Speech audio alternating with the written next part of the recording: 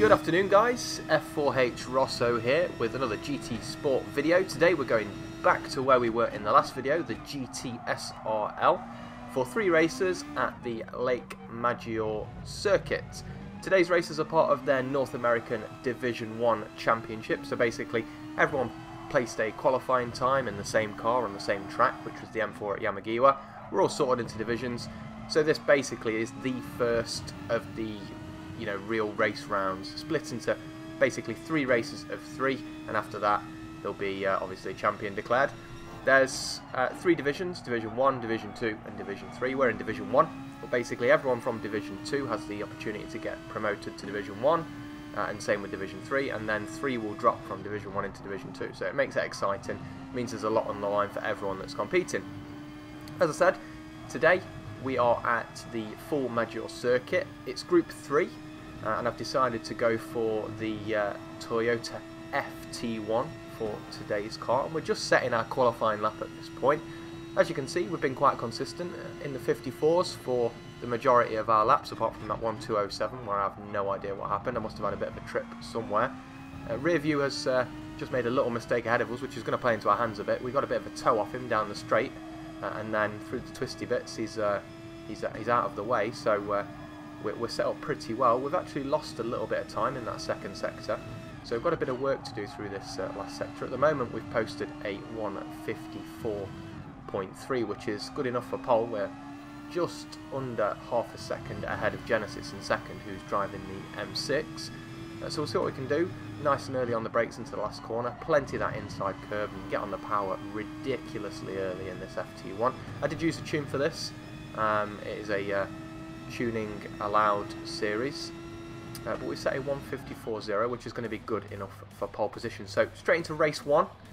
You see the beautiful FT1 on the front row of the grid there with a little flash of its yellow headlights. The reason I went for the FT1, not for any particular pace reasons or anything like that. It's the only car I tested. I just went for it because it looks nice. So top quality race strategy from Rosso.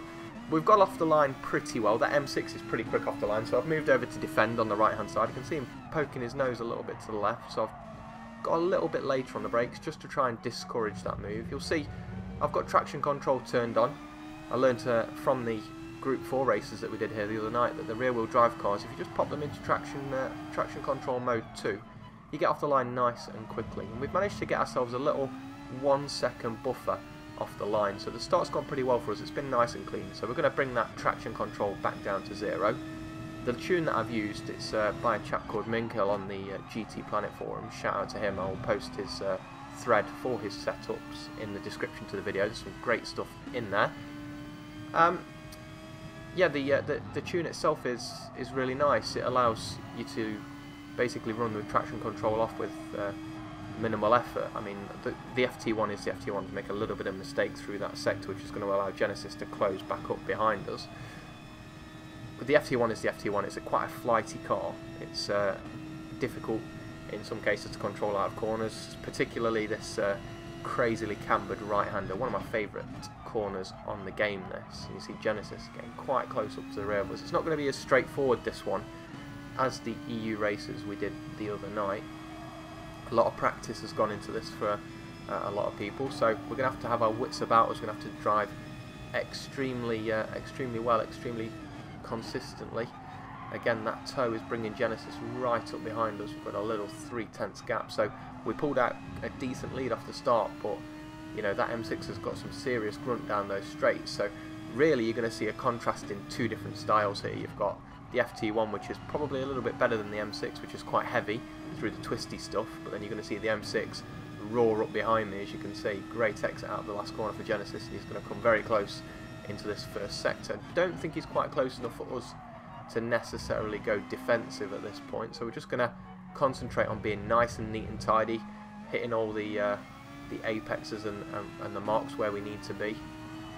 This lap basically is all about trying to build that gap back up. I'm treating it like a quali lap. It's time to take a bit of a risk. We need to build that gap up. Genesis has got Beast behind him, who's an extremely fast driver. He's was part of the NA Division 1 Championship last year, so he's got serious pace in that Citroen, so I know that if we can make a little bit of a gap to those two behind us, those are inevitably going to start fighting. As long as we're not involved in that fight, it's a good race for us. Maybe not necessarily the best race to view, but you know, a good race to get away and kind of solidify a good first result. So we've had a great first sector. We're actually not a million miles away here off a decent quali pace. So we'll see what we can do through the remainder of the lap. Not got the benefit of a toe, obviously, down this long straight. So we hit the apex of that right-hander beautifully. Let the car run out wide and to the left. We did mention the GTSRL in the last video. As I said, if you are interested in joining, unfortunately applications for the North American League are not open at the moment, but if you're a European and you want to get involved, the European League's open soon. There is a bit of leeway into getting guys involved in those, so if you are interested, pop a comment on the video and I will let you know what you need to do to get involved. We're looking for probably about 5 to 10 more drivers for the European League, so it'll be on a first come first served basis. So as I said, if you're interested in those, you don't have to be European, but Europeans will get first refusal on positions.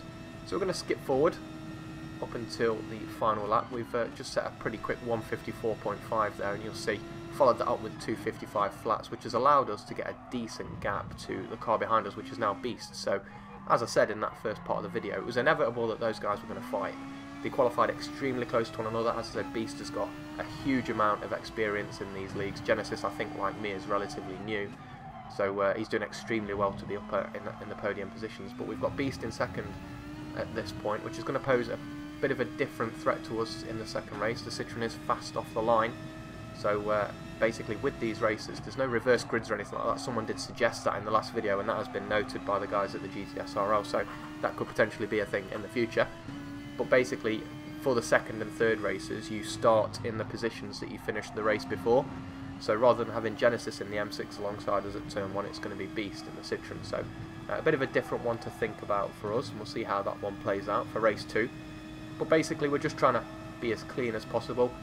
As I say, we've done the hard work at this point. We've made the gap that we need.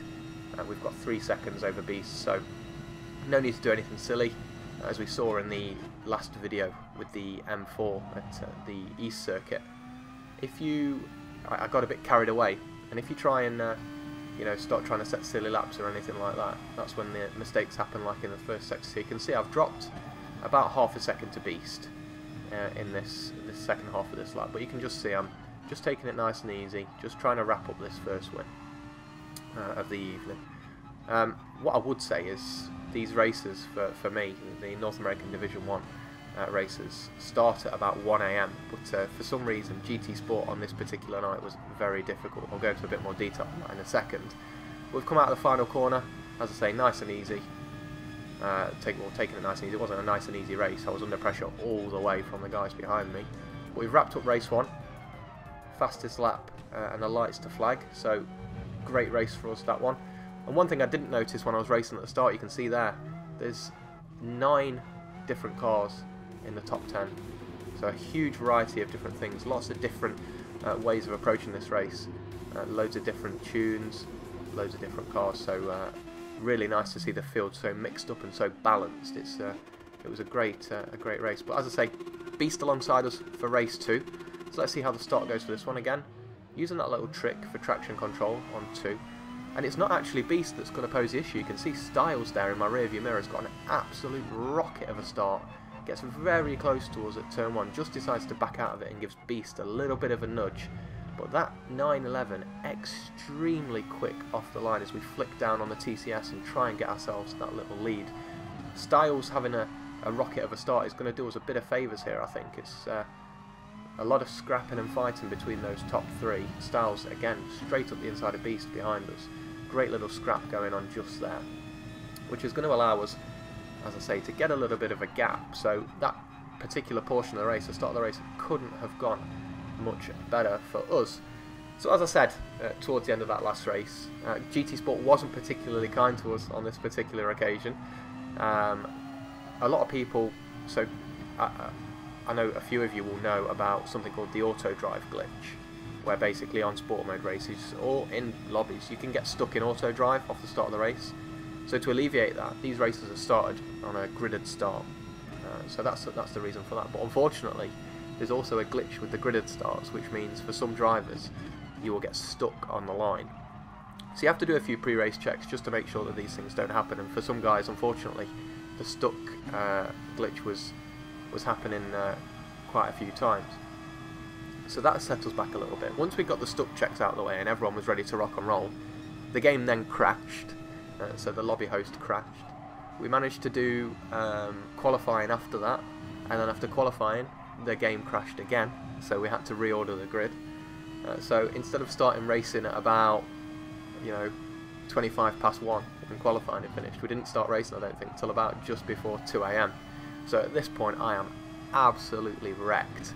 You'll see towards the end of these two races, I am extremely tired. You'll see I've just set a 2:02 first lap, which is a little bit slower than the first lap I set in the first race, and just little mistakes starting to creep in, little missed apexes, just trying at this point just to do enough to win. Changed from my usual philosophy of going at it from lights to flag to just trying not to make a mistake. There was a point during this race, actually, on the final lap where there's like a double right-hander before the end of the Maggiore circuit,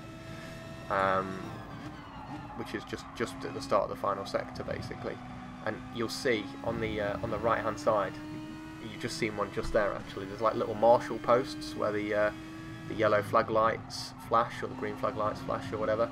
And I came around the corner and I was that tired. I came around the corner and I saw one of those and I thought it was a car, so I jammed on the brakes. I don't know if it's in this race, you might see it, but that was a funny one. I was definitely a bit worse for wear after these three. Didn't actually stick around for King of the Karts in this one, so no kart race on this video, unfortunately, guys. But it was a good one by all accounts, as they usually are. But yeah, I did a bit of commentary last night, actually, on the GTSRL Division 2 racing. That was absolutely epic. Again, supremely close racing. Loads of different cars in there, loads of different results. We had people going from qualifying 10th to finishing 2nd, so some absolutely insane races. If you want to see a bit more of the GTSRL, they do have a Twitch channel.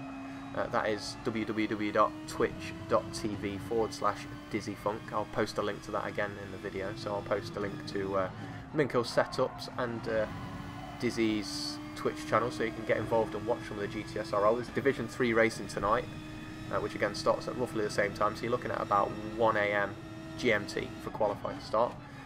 So again, we're going to skip forward to lap 5.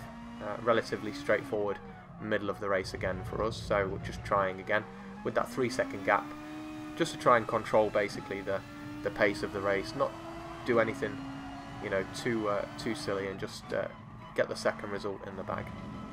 Because it's a long season, all of these points count. There's only a 1-point difference between results as well, so hugely important that you don't make any mistakes and drop down that field, because if you make a mistake from first and end up in 10th, it's a decent way to claw back. It's not easy to make a huge amount of points on someone unless they make a mistake. So just trying to take it nice and easy and close out the result. But yeah, definitely tune in, guys. We've got the Division 3 racing tonight. There's EU pre-season racing happening again on Friday, I believe, and then you can catch me in the races live Division 1 on Mondays. So yeah, looking at, as I say, about 1 AM GMT. I'm not sure what that is for other time zones, but definitely worth a look. I think the website is pretty much ready now as well. If you go to gtsrl.tv, I think it is. Again, I'll post a link to that in the description. Definitely worth checking out. The league is fantastic. It's I've enjoyed my races there a lot so far. And not only has the quality of the racing been good, but the quality of the people there is fantastic as well. There's people of all skill levels, of all nationalities, loads of people willing to help out, some fantastically creative people with regards to liveries and tuning and things like that. So really nice community to be part of outside of the actual racing as well. So really really good bunch of guys, and Dizzy himself as well does a lot of work for the actual stream, hugely professional looking and things like that. So as I say, definitely worth checking it out. So race 2 wrapped up and in the books. Another win on the board and fastest lap for us. So tonight, as the The EU pre-season went going particularly swimmingly for us, and nice to manage to muscle the FT1 around to a couple of victories. You don't see it used particularly often in sport mode, so nice to get the Toyota out and hammer that around. It was quite a fun car to drive actually. As I said earlier in the video, it's a bit flighty, a bit wriggly, but ultimately satisfying if you get it all right. And as I said, Minkell's setup extremely nice on it too. So, bit of deja vu for race 3. We've gone back to lining up alongside Genesis, who fought really hard in that last race. Did really well to overcome the beast. As we crank up the traction control to 2. And then, again, another great launch. But as you can see, Styles, again, from a slightly higher grid slot, if I can get my words out, has had an absolute rocket of a start. And he's dragged Rearview through with him. So this race is going to be extremely interesting. Beast has had a bit of an incident at turn 1. I think he's been punted from behind, so he's disappeared down the order. We'll see how well he can recover. But we've got Styles in second as the second race, which is allowing us to get away. A lot of scrapping going on behind us, so we've done exactly the same as race 2, trying to create that little gap, just that buffer of, you know, being able to be comfortable and control the race from the front. If you've watched my videos before, you'll know that the Maggiore circuit is one of my personal favourites. It's a really tough, demanding technical circuit, loads of different things it throws at you, fast, sweeping, you know, chicanes, tight, technical corners like the first sector, this crazy bank corner that you see basically nowhere else. Alsace has something similar, but it's really nice to see the original tracks in the game be so incredibly well done. I was saying last night, I can't remember who I was speaking to, but it's a testament to the developers at Polyphony that not only are these tracks so good to drive forwards, but they're also great reverse as well. The track design in GT Sport is absolutely unreal. I mean, some of these tracks, Maggiore, Alsace, as I say, even things like Yamagiwa, Dragon Trail, can't forget Dragon Trail. I actually prefer driving some of these tracks to some of the real world tracks I've driven in other games. So I think obviously a lot is made of the lack of content in GT Sport in terms of tracks, and I don't disagree that the game does need more in terms of tracks, but when the original tracks are this good, do I think we need to see more real tracks? Yes, but I wouldn't be disappointed with more original ones for sure. So we've hit that first lap really well, probably our fastest first lap of the night. I tried to do something slightly different with this. You'll see I've still got traction control on. I've not done a huge amount of testing in the car. I've just basically grabbed Minkell's setup and decided on the FT1, as I said, because it looks cool. It looks kind of like a Batmobile, and I like that. So I was just seeing this lap basically how the car handled with traction control, if it was faster, if I could be more consistent out of certain corners. And I think what it taught me is traction off was overall quicker. I don't know if it's because I was more comfortable with it.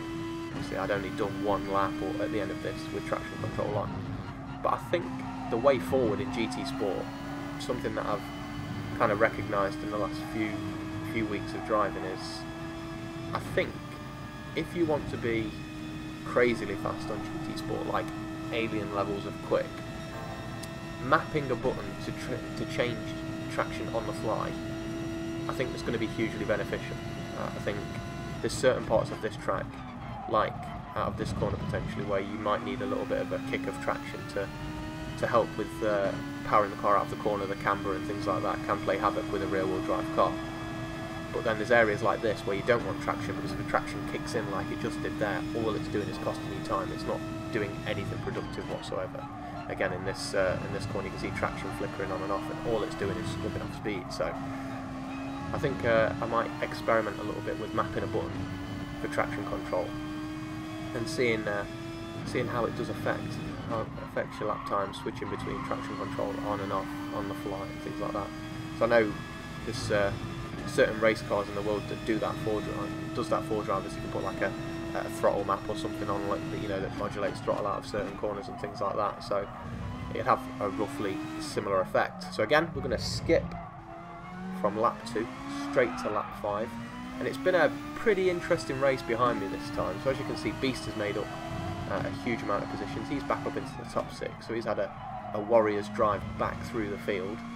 instead of Genesis being behind me, we've got Rear View again, who has fought through all 3 races. A very quick guy, Rear View, who definitely deserves to be up in that top 3 or 4.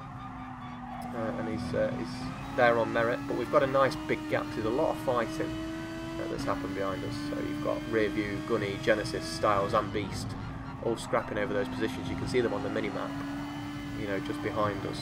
So not sure how this one's going to finish. But for us, it's all about, again, making sure we make no mistakes through this last sector. Again, as I say, getting extremely tired at this point. Usually, as I say, they do a King of the Karts race just after this, and by the time King of the Karts was on, I tried to watch on stream and I was asleep. So literally, not 2 minutes after this race had ended, I was away with the fairies. It was definitely flagging. I'd done basically a full day at work, came home, had a full, obviously, evening at home, played with the children, done my parenting duties for the evening. Sat down, had something to eat, came on, did this, and I was absolutely destroyed. I was done. I had basically this finished at about 3 AM and I had work the next morning at 8, so not advisable. I think a power nap in future is definitely going to be the way forwards, but regardless of sleep deprivation, we've managed to accomplish what we set out to achieve. The triple win has been completed. 3 fastest laps, 3 wins and a pole position, so the triple crown, the clean sweep of the race evening. But extremely pleased to get the Division 1 North American GTSRL Championship off to a good start. Looking forward to racing in both this over the course of the season and the European League. As I say, you'll see more GTSRL content on the channel over that point. And again, you know, 10 different cars in the 11 cars that are on the field. So well raced to absolutely everyone that got involved. But as I say, if you do enjoy the GTSRL content, let me know. If you're European, we can potentially get you guys in to the league. Just as I say, drop me a comment and I'll forward you a link. Thanks ever so much for watching, guys. Just a quick one. Thank you so much to everyone who's subbed. We have hit 2,000 subs now, and we are nearly at 150,000 views. It seems like only yesterday that we hit 100,000, so channel's growing exponentially. Thank you ever so much for your support, guys. I will see you all soon.